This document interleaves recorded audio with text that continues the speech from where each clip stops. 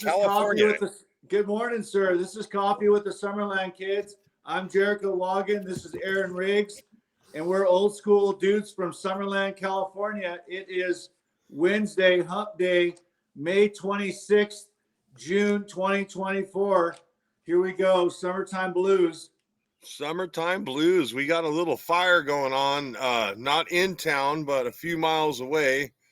So it smells smoky. We're getting ashes, and it actually sprinkled a little bit yesterday, which was fun.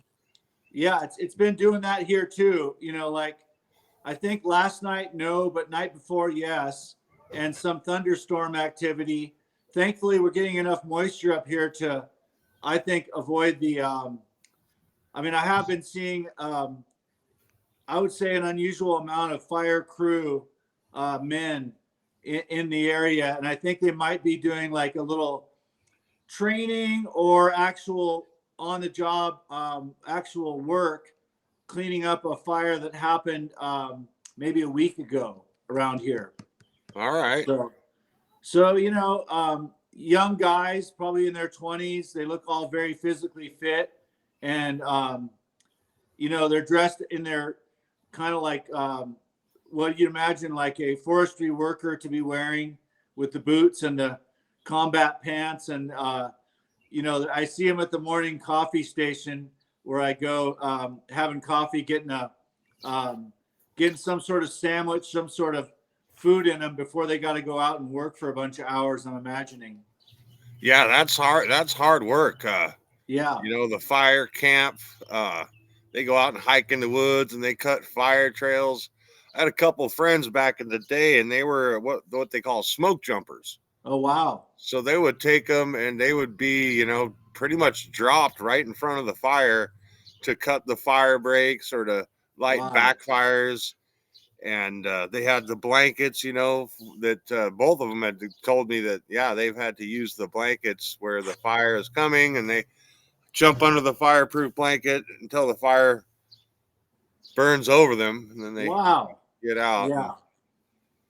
Thank you, firemen and firefighters. You know, they got it, I guess, about 17% contained as of last night when I looked. But you can smell it. It just smells. You can smell the fire. Yeah.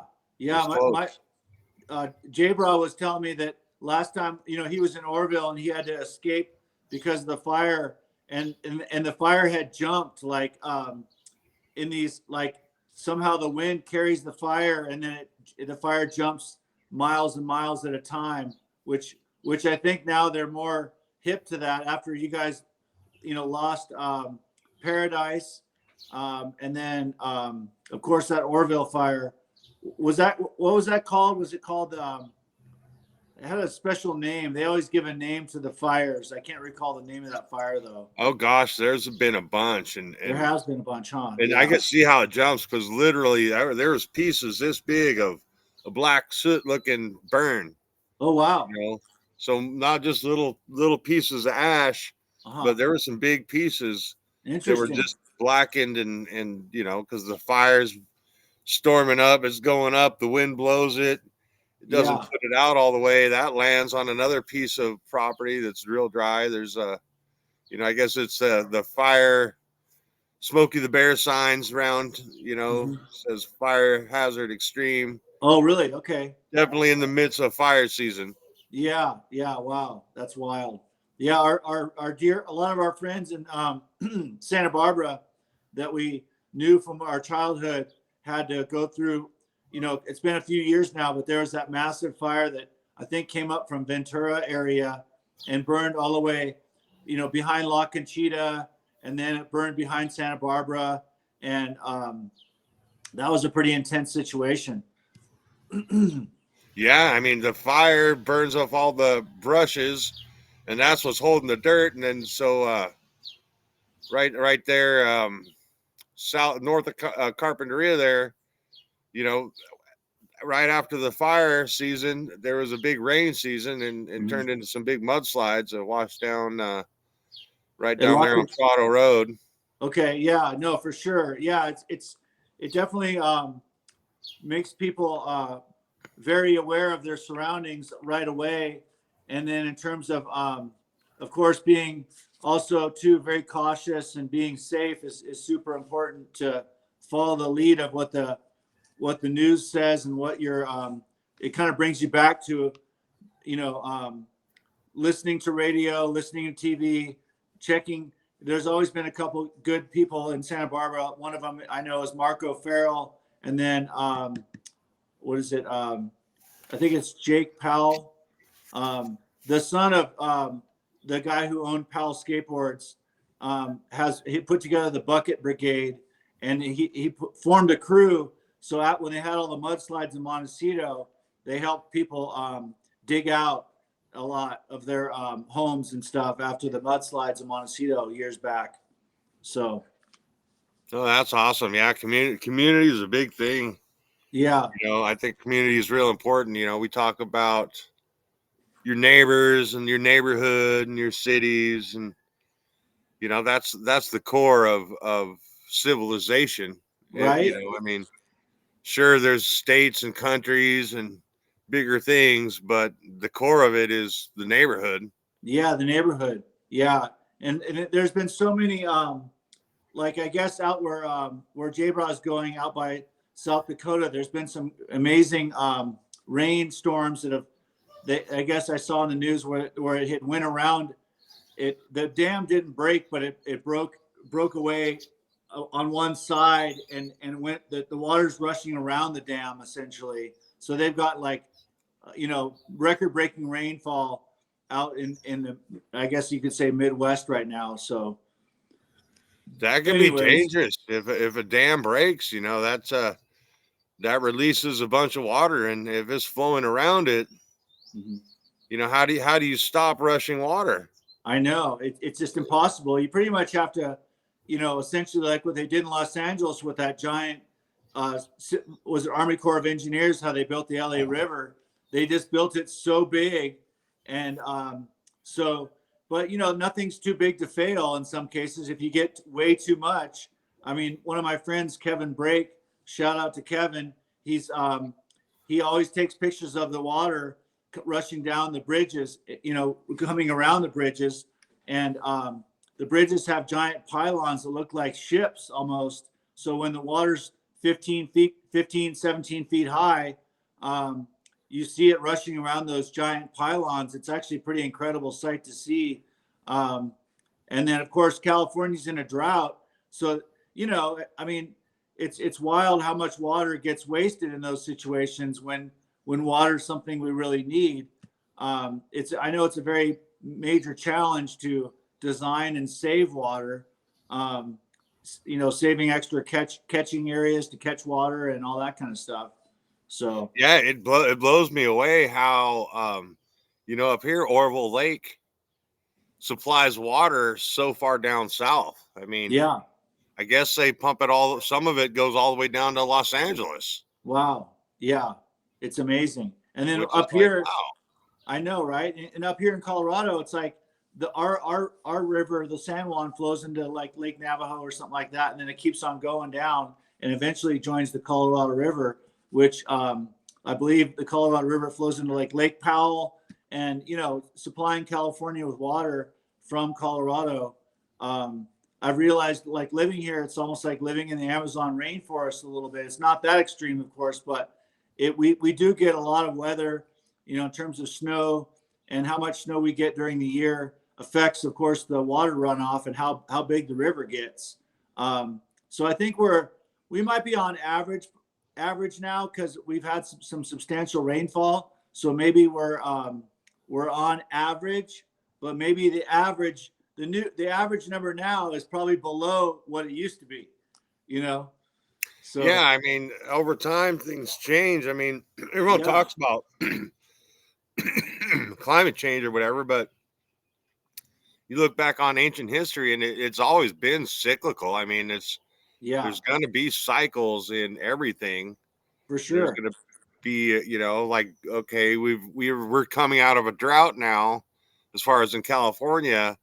They're saying they have water, but we'll have a few years of lots of extra water or enough water. and then it'll cycle back into drought years. Yeah. And we just have to be prepared for that, you know? For sure. It was cool. That last trip to California, we drove by Cachuma Lake, and I think it's full. I think Cachuma is full. And we hung out down there by the San Ynez River. And, there was a substantial amount of water in the river.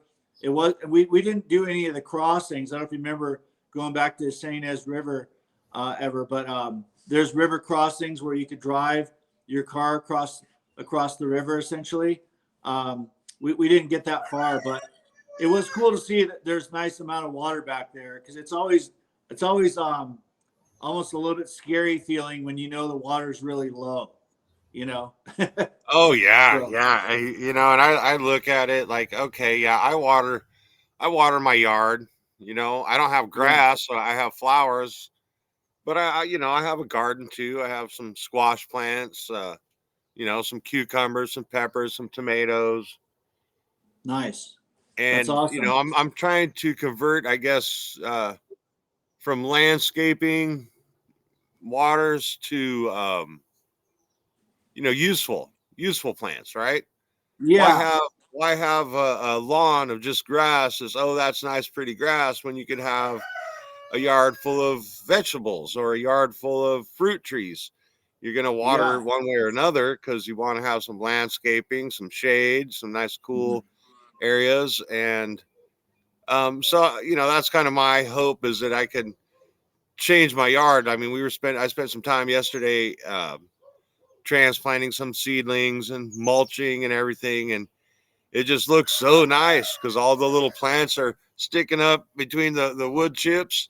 Yeah, that's great. And Wow. I'm just looking forward to being able to harvest. I love fresh vegetables out of the Yeah. garden. It's such a pleasure.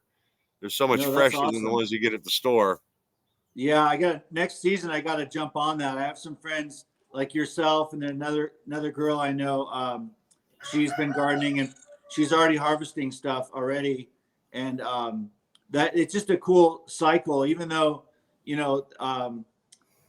I guess it really just sort of adds something to your day. It makes you be in touch with Mother Nature more so than if you weren't gardening, because you have to be keeping in touch with the plants and making sure no chipmunks are getting in there or whatever that side of things is. A bunny rabbit eating the lettuce, or I don't know.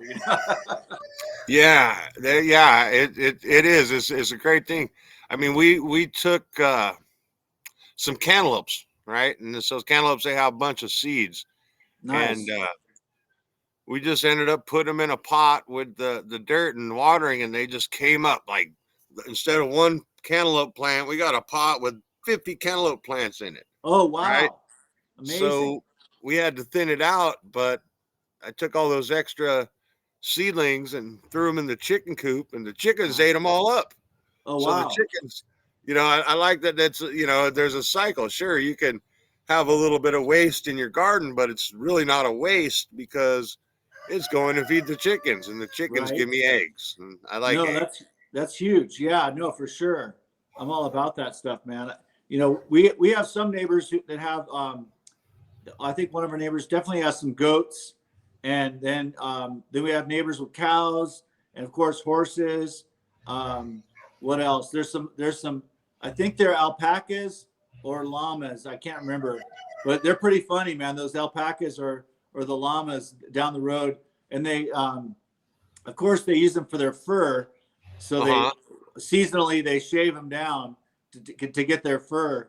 I learned that the young ones have the best, softest fur, and as they get older, it's not quite as soft. It's apparently so. Oh Uh, yeah, of yeah, course, but because they're kittens. They're young, so they got to yeah, have that extra soft, extra warm fur till they yeah, get older and stronger.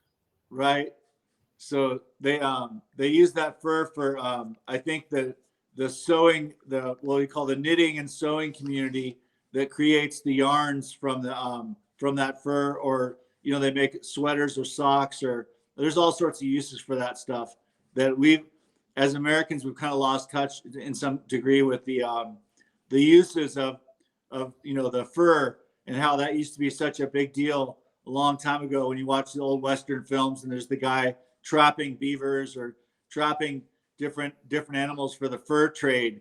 That kind of stuff is, I guess, nowadays somewhat frowned upon because we furred out the taking too many of those animals, man. The beaver trade was a big thing, you know. I guess even before the gold rush, right, there was the fur trade, and the fur trade was big, you know. Even you know, anywhere you're up in the cold, you need something to stay warm. Right. And what's the best thing to stay warm? A nice warm fur. Yeah. You know, no, for sure. Just classic stuff, man. The Old West, you know, our museum's closed. I got to go see what's up and just, you know, I would even volunteer or, you know, get a job there, but it's been closed for a bit. They have I think they what have is like it called? It's just the Pagosa Museum. It's just it's a small museum. It's like probably like, maybe they got 2,000 square feet in there. So it'd be like kind of like the size of like a small bar or restaurant. It's about that size. And they've had like a long running exhibit of quilts and stuff. And I know they have to hold some of the local history. I know some of the local history for us is on, you know, fortunately it's held, I guess, to some degree by the antique shops, because they definitely collect history when they see it. But locally, just our local museum, it's been closed for a while. I think, I can't remember what happened there. They did have an interesting thing behind the museum. There was a reservoir, and I think they've discontinued use of that small reservoir. But during that time, there was some construction that, you know, put some dust inside the museum. So maybe they've been a little hesitant to get in there and do the cleaning necessary to reopen the museum or something. So, yeah, I mean, that's museums and stuff. People don't realize it's expensive. You know, everyone thinks, oh, it's the county museum, but someone's got to pay the bills. Someone's got to pay the rent and the electricity and the water and to staff it and to clean it.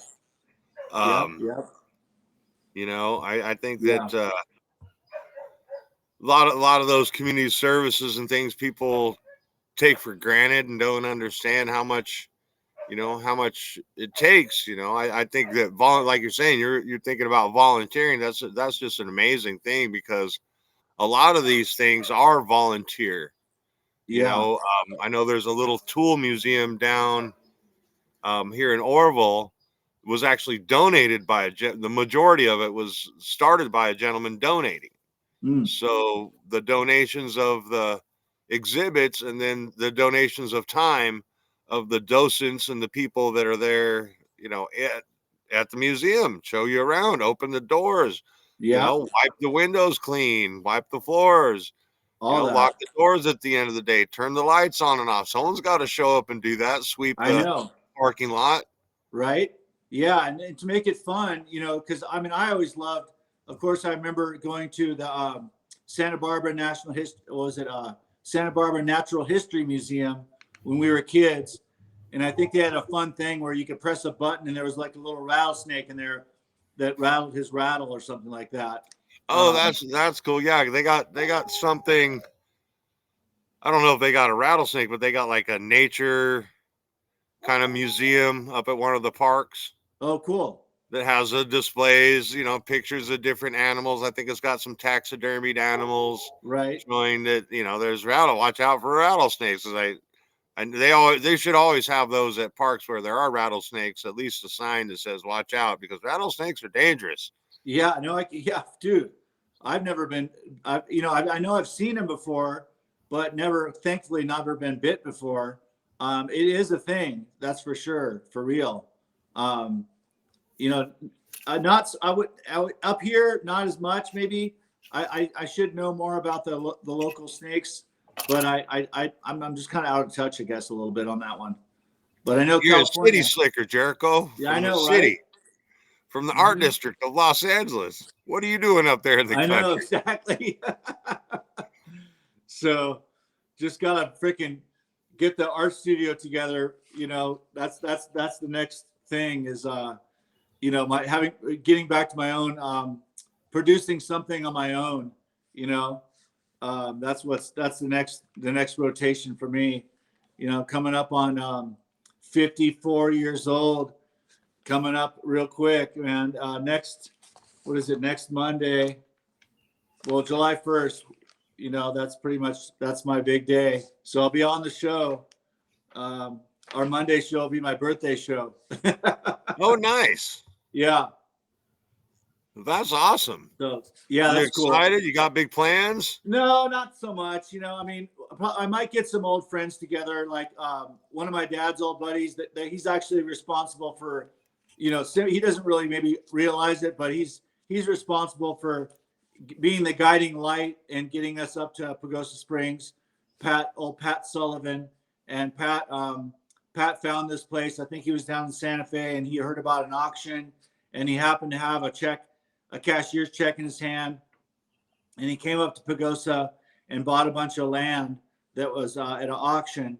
And the deals were so amazing. It was like he just said he just kept raising his hand at the auction and buying more parcels. And at the time there might have been land for $50 or $100 or this was, wow. Yeah, this was like in the 1980s when there was some sort of slump happening, and obviously the big people in charge were just like, hey, we just need to get something back from this. We want to get out of it, or however that went down. And so Pat bought a bunch of land and then told my dad about it, and my dad got in and came up here. And then my mom found out about it later. And one of the pieces of property she bought was only like $6,000, and that's where the house where my grandmother lived is at now. So the prices were very, very affordable. I mean, land for under 10 grand to me is like, wow, that's like, yeah. That seems like, it seems cheap. And there is still land up here for 25 grand. But there's no water. There's no electric. It's just a piece of land that you got to kind of invent your situation on, so. Yeah, actually, that's kind of what I'm looking at right now, is looking for a piece of land kind of more towards the coast somewhere, that, we could hopefully sometime put an off-grid kind of Lost thing. you there for a second. I froze up. You're frozen, but I can hear you. I can hear you. Yeah, so I'm hoping to get something like that and do like an off-grid living, an off-grid cabin type thing. Yeah. Am I still frozen? I can hear you. You're frozen, but I can hear you. Okay, cool. I can hear anyways, yeah, I mean, I think now's the time to get those, making those decisions on pieces of property, especially in some cases if the land is agricultural zoning. I've heard good things about the agricultural zoning and how it's the taxes are very low on agricultural land. Yeah, and I think in California you can get a lower rate for power. Okay. Because you get ag power, lower rate agriculture. Okay, yeah.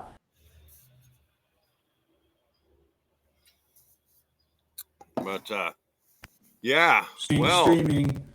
Sometimes we're streaming. We're almost closing out the show, but here we are. Sometimes our connection is not the best. Yeah, it happens. At least the first part was okay. I don't know what we'll do. You want to just? I mean, we're about 5 minutes to the end. You want to call it 5 minutes? I'm gonna chime back in and chime back out. All right, chime back out. I'll be here. I'll carry the show. So that's cool. You can see I'm sitting here in the outside today. Jericho was in the outside yesterday. Beautiful sky today, clouds. So I'm just hanging out here. Me and Jericho.